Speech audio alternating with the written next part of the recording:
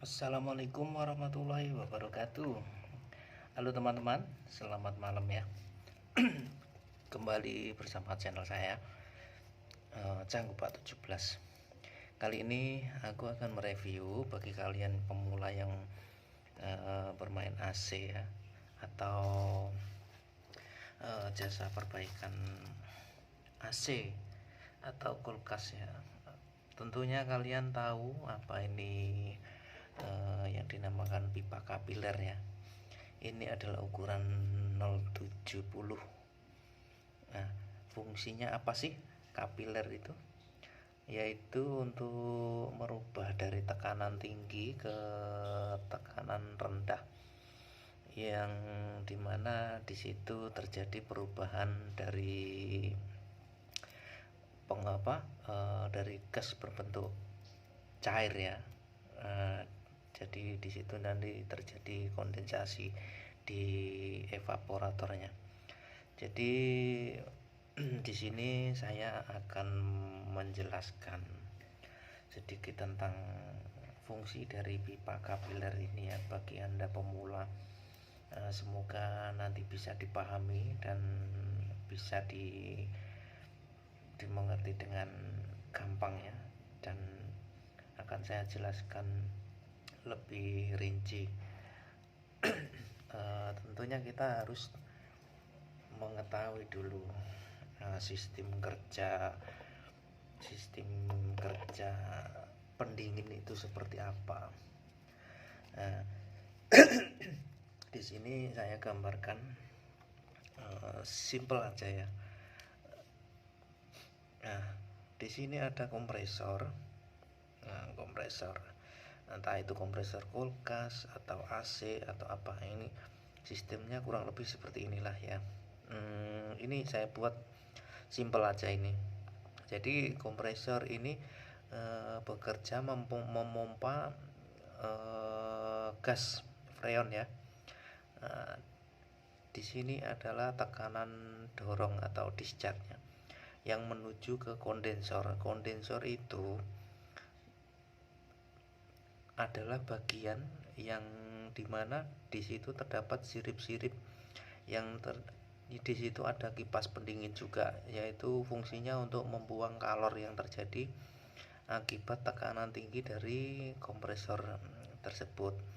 Karena di sini dari gas lalu didinginkan oleh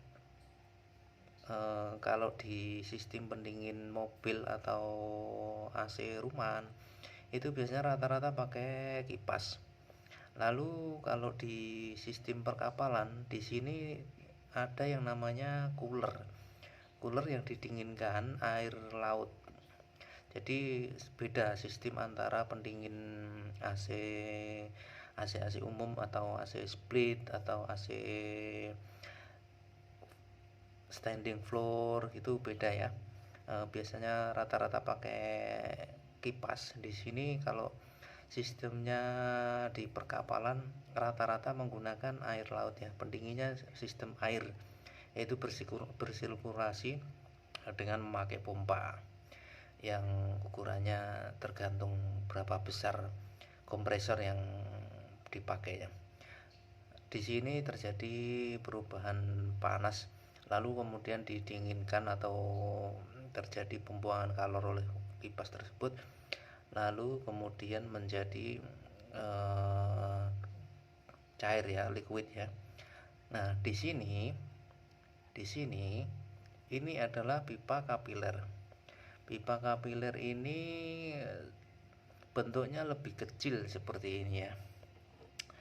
Nah, ini ada yang lebih kecil lagi. Ini kebetulan saya punya yang ukuran 0,75. Nah,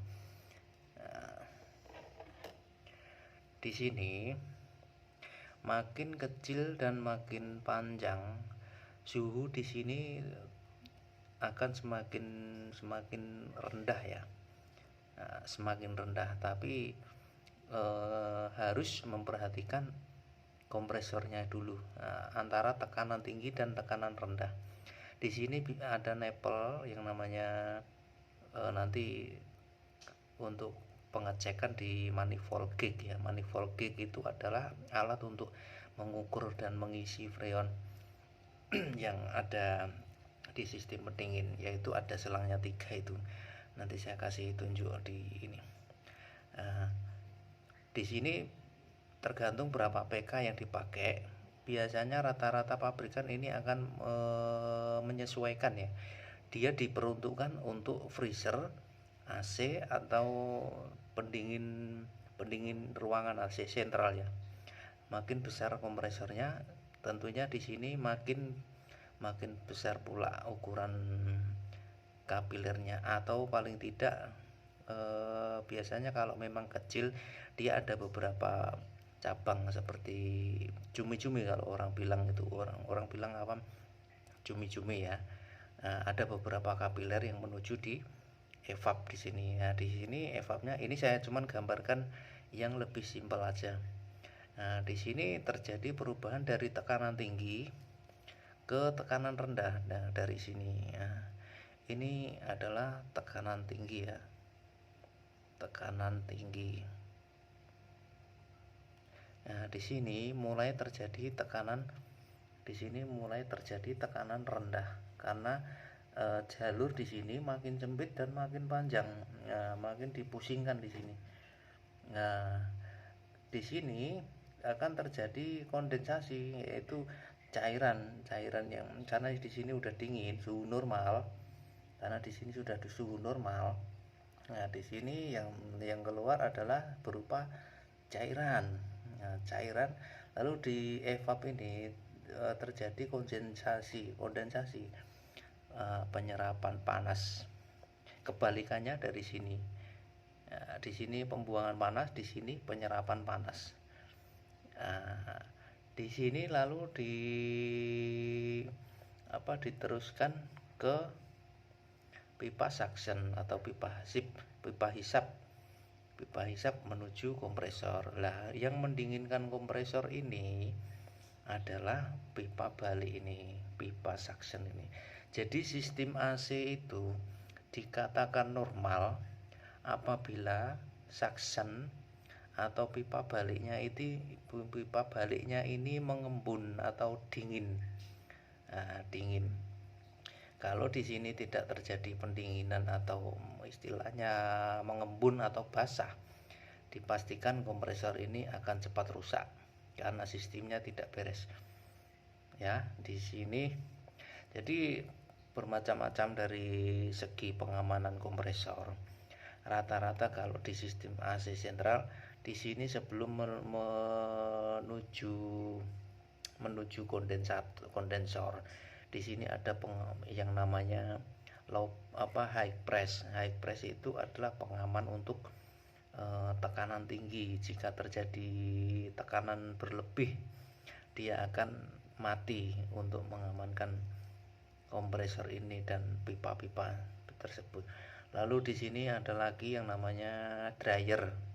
Dryer itu sejenis filter ya, untuk menyaring residu-residu dari perputaran kompresor atau kotoran-kotoran, entah uap air entah apa. Di sini biasanya ada dryernya. Lalu di sini di evapnya ini, evap ini ada yang namanya termostat. Sebentar, ini saya tulis dulu. Evaporator.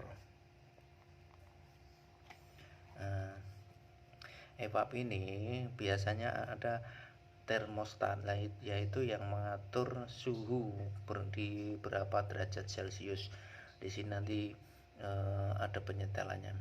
Ini lalu di sini sebelum kembali ke kompresor, di sini ada yang namanya low press. Low press itu kebalikannya yang di sini tadi, pengaman high press tadi.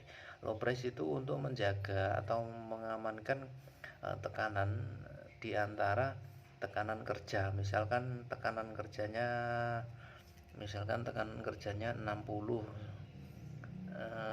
sampai 70 ya.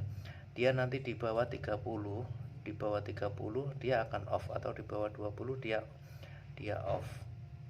Lalu di sini tekanan ini rata-rata kerjanya di range 275 sampai 300 ya. Lebih dari itu ini high pressnya akan off. Nah, lalu di sini di bawah 30 biasanya off ya. Nanti akan saya ulas juga ya, apa itu high press dan low press pengaman kompresor ya. Ini hanya gambaran simple saja ya, sistem kerja AC atau pendingin, baik pendingin kulkas, AC ataupun AC sentral ya. Yaitu dari kompresor dia menekan udara panas lalu didinginkan oleh kipas atau pendingin air, lalu diteruskan di pipa kapiler ya, atau ekspansi. Nah, banyak digunakan, ada ekspansi, ada pipa kapiler, banyak macamnya. Nah, ini saya mengulas yang pipa kapiler yang banyak terdapat di AC split dan kulkas. Lalu diteruskan di evaporator. Nah, di sini terjadi perubahan dari gas menjadi cair. Nah, di sini terjadi kondensasi. Nah, disinilah yang terjadi pendinginan, lalu dia dihisap kembali oleh kompresor. Lah, yang mendinginkan kompresor ini adalah hisapan ini tadi. Jika AC dikatakan normal atau sistem pendingin itu normal apabila pipa suction ini terjadi pengembunan atau dingin ya. Kalau tidak dingin atau tidak mengembun atau dia bahkan panas, dipastikan kompresor ini nggak akan lama umurnya, karena nggak ada yang mendinginkan di sini. Karena yang mendinginkan kompresor tersebut adalah sisa dari pendinginan di evap tadi. Nah, jadi di sini dingin, makanya semua kompresor pendingin AC itu nggak ada sirip-siripnya ya, karena dia didinginkan dari sistem perputaran freon tersebut. Begitu kira-kira ya. Semoga bisa dipahami. Nah, sekarang kita seperti apa sih pipa kapiler itu? Nah, ini pipa kapiler ini saya punya ukuran 0,70 ya. Lalu bagaimana cara pemasangan, pengelasan atau pemotongan? Nah, di sini saya akan mengulas tentang pemotongannya. Nah, ini rata-rata kalau orang motong, nah di sini. Nah, pasti paling enggak akan mengalami kebuntuan ya. Nah, kecuali tangnya benar-benar tajam. Nah, ini kebetulan saya pakai tang ini ya, merek apa ini, Masco. Ini sangat tajam sekali ya. Nah, ini kalau pakai tang biasa ini bakalan mampet. Nah, terus cara yang kedua adalah dengan cara pakai cutter. Nah, simpel ya, supaya nggak buntu. Karena ini lumayan besar, ini jadi nggak riskan untuk buntu. Tapi kalau yang kecil dipastikan akan susah. Kalau nggak tahu triknya pasti buntu. Nah, caranya yaitu dengan menggunakan cutter. Nah, kita gesek-gesek ini, kita katakanlah gergaji, kita lukai dulu. Nah, begini, lalu kita potong ini ya. Tak. Nah, aduh kok burem ya. Nah, aduh sorry nggak fokus gambarnya. Nah, begini kawan-kawan cara memotong pipa kapiler. Karena kalau pakai pemotong pipa itu ini nggak sampai karena ukurannya kecil. Nah, di sini ya. Nah, kurang lebih seperti itu. Nah, jadi pipa kapiler ini adalah fungsinya merubah dari tekanan tinggi ke tekanan rendah, dari dari perubahan gas menjadi cair karena sudah didinginkan oleh kondensor. Terus setelah melewati pipa kapiler ini akan melewati evaporator ya. Di situ akan terjadi pendinginan atau kondensasi, yaitu sistem pendingin terjadi setelah perputaran freon ini melewati ekspansi ini ya. Nah, ekspansi ini adalah peran penting untuk sistem pendingin. Itu makin panjang, makin kecil, suhunya akan makin rendah, tapi harus mengikuti atau mengimbangi tekanan tinggi dan tekanan rendah. Tekanan kerja kompresor tersebut berapa PSI antara tekanan tinggi dan tekanan rendah. Kalau terlalu rendah, pipa kapiler akan kompresor akan over high press dan suctionnya akan kurang juga. Itu. Oke, buat kawan-kawan, terima kasih untuk semuanya. Sekilas saya menerangkan sistem fungsi dari kapiler ini ya. Semoga bisa menambah ilmu buat kalian semua dan semoga bisa dipahami ya. Ini adalah contoh pipa kapiler. Semoga kalian semua bisa mengambil ilmu dari yang saya sampaikan tadi. Semoga bermanfaat ya.